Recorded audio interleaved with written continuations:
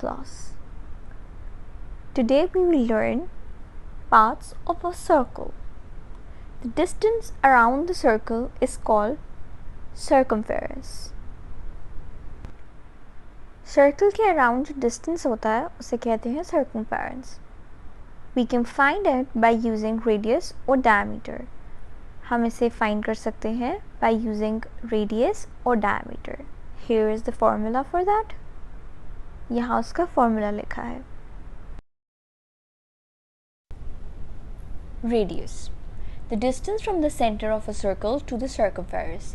Circle के बीच में से circumference तक का जो डिस्टेंस होता है उसे कहते हैं radius. Radius is a half of a diameter. Diameter का आधा रेडियस होता है. रेडियस को इस तरह मेंशन करते हैं.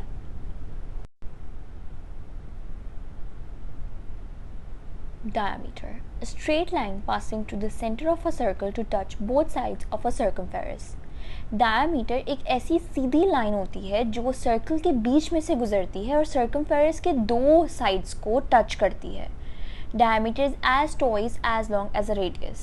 Diameter जो होता है वो रेडियस का twice होता है.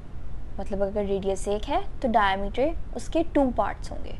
तो 2r is equal to diameter. An arc of a circle is a part of circumference of a circle.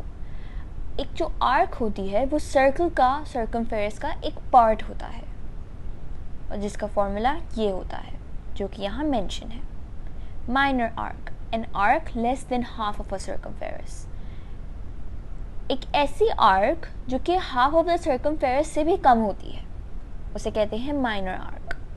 An arc measuring less than 180. That is a minor arc.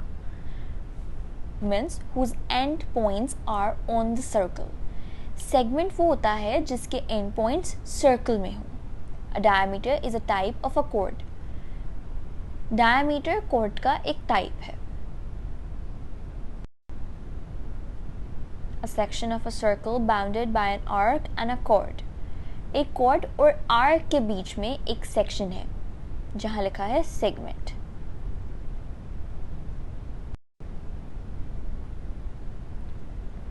A section of a circle bounded by a radius and an arc.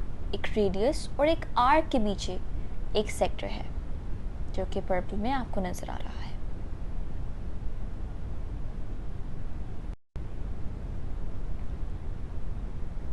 A straight line touching the circumference once at a given point. एक सीधी line circumference को touch कर रही है एक given point पे जिसे कहते हैं tangent. I hope you understand. Thank you for watching. Please like and subscribe and comment.